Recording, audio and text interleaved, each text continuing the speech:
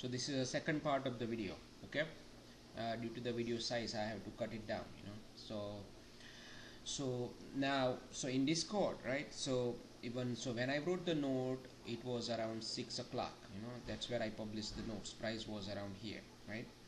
So after that I put it in Discord around 8:20 or so, that 76 and 68 both numbers are important to watch in ES, right of the open. They are important numbers, right? So we know 76 and 68 both are important number, right? And then what happened? Right of the open, price opened right around 76, as we discussed that it may open around 76, right, even before the open. So we were watching it here, right? Price gapped up 16 points or so, right? Momentum was holding above zero, right? AD was higher, but it doesn't justify to go long right at 76, right? We have to just watch the price action to see what's going on, right? And it's too aggressive, right? 16 point higher, you don't want to go long right of the open, right? Price can pull back to here, gap fill, and then go higher, possible. So we are watching it. Then we had an open drive up, right? Price was just shooting higher like this, right, all the way up to even try to go above Globex high, right? And then it was hesitating around Globex high. So at that point we know that 76 held, right? Price tried to go below it, it couldn't, so buyers are in control from 76, right? At the same time we also know that it is struggling at Globex high. But remember, Globex high is just a Globex high, one price point. It is not a proven price point, right? This is not an established resistance, right? So price can eventually go through it if it wants to, going towards this bold R. Bold R is not here, right? Bold R is here, not at 80 even. I did not even put any level at the Globex high. See, only I just put a line there saying it's just a Globex high, but the bold area is here. So it may go through it, or we can have a failed Globex high breakout too. But for that we need these things, way down tanking. Okay, so at the first test it's not gonna go down, right? It has to balance and then break down and all this thing, correct? So it did balance here a little bit, right? But then it poked down to 76, correct? So here it's too aggressive to go long, but it's less aggressive compared to going long here. Okay, if this thing was going down at 76, it came, and if this thing also down, then you may also avoid this long if you want to.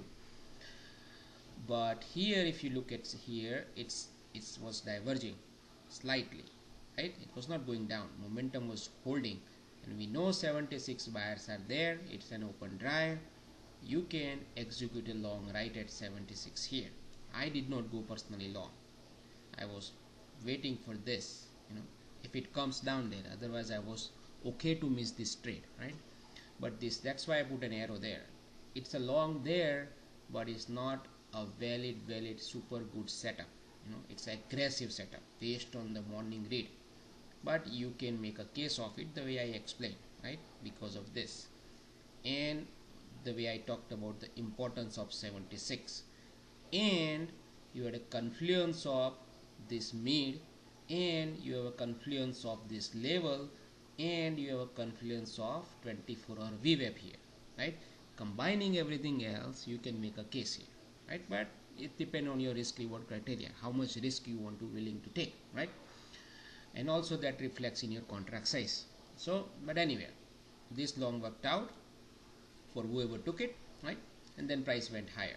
So here at this point you have to take at least 50% off, and then rest you can move your stop loss to break even at 76, or you can move slowly higher with the price, right? But ideally you want to see what here. Another two things what we discuss is either is going to balance here and then break out, or balance and break down. If high of the day is in, which we discussed right here when price was here, because the way it went higher, right, something was off anyway, because earnings are coming later in the day, it is unlikely that price is going to move higher and higher, right? Because there is nothing left to move higher later on. So high of the day could be in, then we need to see a balance breakdown. Short, we can't short it here, right? Same thing we discussed for NQ also. And if high of the day is not in and price wants to go higher, then we want to see pause here and breakout, and then we are good to go with the breakout trades, right? So but in fact the scenario to play out, right? Price balanced it, and then we had a breakdown, right? So this was your trade breakdown, 86, 85, this was your short. Again similar short like this, not an ideal setup, right? So it's, you have to read it in order to take this short, right? Otherwise you are better off waiting for 76 to be taken out, then take a trade, right? Then shorts are ideal, you know. Till then stick with longs, right? Anyway you didn't have to even take this short, right? As I said, stick with longs from the support, then short, right? But this was a valid setup because of this. See, momentum was holding below zero line completely, AD was tanking also, right? So this was a valid setup if you want to take it or ignore it, right? So this one is a valid setup, which I took it. I took this one also, you know. I did not take this, but I did both of this.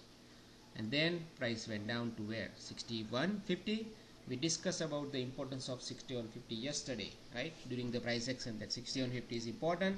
In fact, that area became the Globex low automatically, right? So that was proving that the price was proving that area is important. When price flushed down right there like this, we discussed that, hey, Dow is also into support, right? Key support, NQ is into support, and NQ anyway we were looking to go long at 510, 505 area. ES happens to be 61.50. That's the long setup right there, either here or when you see this balance, and right here you can go long with stop below 60.50, stop at 60.50, and then you can go long, and then you can target the moon, you know, or at least this mid, you know, 76, 77 or 70, you know. So these are your targets which I gave you right here when price was going higher, that 70, 76, 77, this area, or could be higher targets. Those are the targets, right? It's up to you where you wanna cut it, right? So I held it, you know, all the way up to here, and then I build out, you know. My stop was moved to 65 right here, and then I held it, but then I built out here, you know. So because price was spending too much time, and now 76 is even become more important due to this confluence areas, VWAP mid, all these things. So it's going to be a nightmare, you know, at that point. So it's better to take some profit out or completely out, and then wait for the closing game, right? So closing game happens to be this, right? Even though earnings came out good for both Microsoft and Google, price went down, right? So it's only to went down to get more buyers probably, you know. So we'll see in the overnight tomorrow what happens, you know, or today overnight, and then we will again come up with the new levels, right? And then we will go from there. So for now there is no if else for today, right? So, and I'll see you tomorrow.